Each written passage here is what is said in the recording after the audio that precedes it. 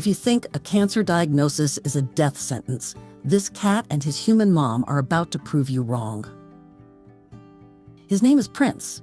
He stared down late-stage stomach cancer and somehow came out the other side with more energy, more attitude, and a strict dietary regimen he is absolutely not happy about.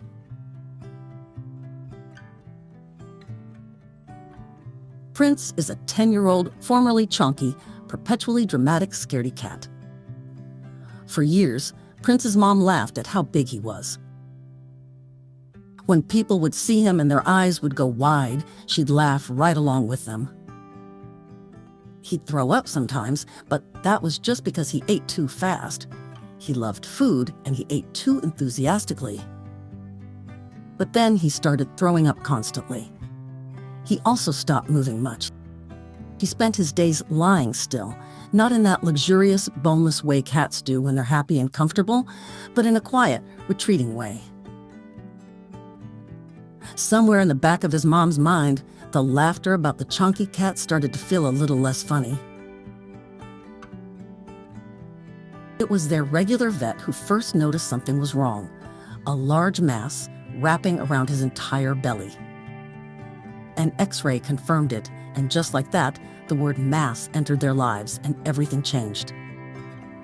They were sent to the emergency vet for an ultrasound to determine whether it was cancerous or benign, but the specialty doctor wasn't available that day. So they were sent home with pain medication and anti-nausea pills and told to wait. That weekend was its own kind of marathon. Prince refused to eat, which, for a cat who loved food more than almost anything, said everything. The pain medication was so strong it made him drool. His mom and her family spoon-fed him, bag-fed him, coaxed every bite. And they prayed. A lot. When Monday finally came, they woke up at 5 in the morning to get to the emergency vet early enough to secure one of the ultrasound slots that fill up fast.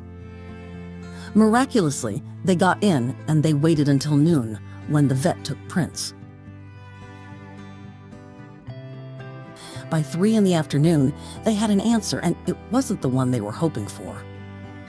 But the mass was enormous. It was beginning to press into his chest, and it was cancerous. The doctors were gentle but honest. They said that at this stage, surgery and chemotherapy were almost certainly not options. And then came the recommendation that every pet parent dreads: euthanasia, whenever she was ready. Dombey wasn't ready. She asked about a CT scan because she needed to know for certain whether the mass was tangled in his blood vessels. Prince stayed overnight at the hospital, and she went home to a house that felt completely different without him. Their other cat, Kiri, who had been Prince's companion for 7 of his 10 years, wandered the spots they used to share together. She didn't understand where he had gone. The next day, Dombey was back at the emergency vet by 11 in the morning, even though the results weren't expected until 4. Around 2, they let her see him. He looked so small in his crate, surrounded by other animals, a litter box tucked beside him, one arm and part of his belly shaved from the CT scan.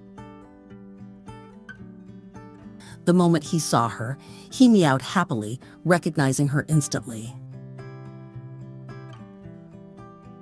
And then the doctor called them into the same room where they'd received the cancer news and delivered the CT results in the same quiet, careful voice. The mass was entangled in the blood vessels. There was nothing more to be done medically. No surgery, no chemo, just palliative care and time.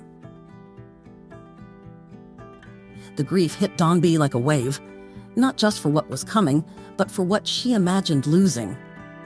She carried 10 years of heartwarming memories of the funny, oversized, food-obsessed cat who had wormed his way into the center of her life. She couldn't imagine life without him. Then she called her mom, who didn't offer soft words of comfort, but something better, sharper and more useful, a wake-up call. Cancer isn't the end, she said. She'd seen people outlive their prognosis by years. If you give up, she told her daughter, Prince will too. If you grieve in front of him, he'll feel it. That was the turning point. Prince's mom threw herself into research with the kind of focused intensity that only love can produce. She watched testimonials, read ingredient lists, studied what cats should and shouldn't actually be eating. And somewhere in all of that, she noticed something she'd overlooked for years. Every time Prince ate chicken, he threw up. Every time he ate fish, he became lethargic. She'd assumed it was just Prince being Prince. But what if he'd been reacting to his food all along? She started over.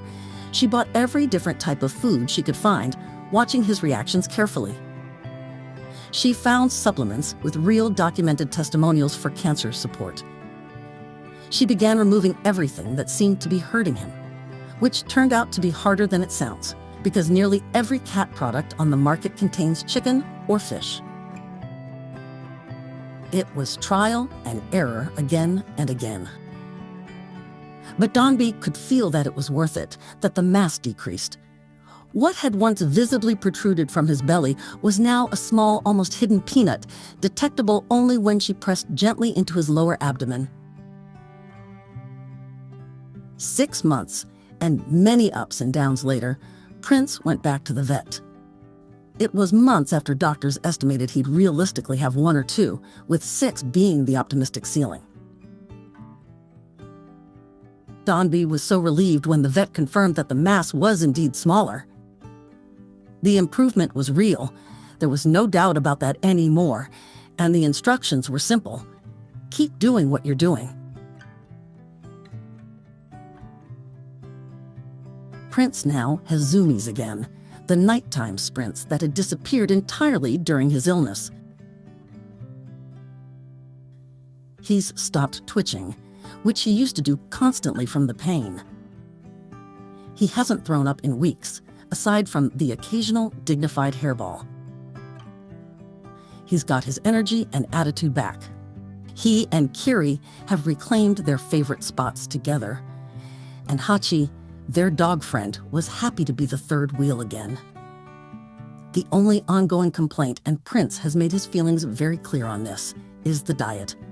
A strict, carefully managed meal plan that he tolerates with all the grace of a cat who knows exactly what he's missing. But he's always been a cat who appreciates good food, so despite some early complaints, he eventually realized his new diet meant only top-quality bites. Prince is not cured yet. There's another CT scan ahead, but for a cat who was given just a month or 2, here he is 6 months later, full of zoomies and opinions. If you ever needed proof that love can be its own kind of medicine, look no further than Prince and his family.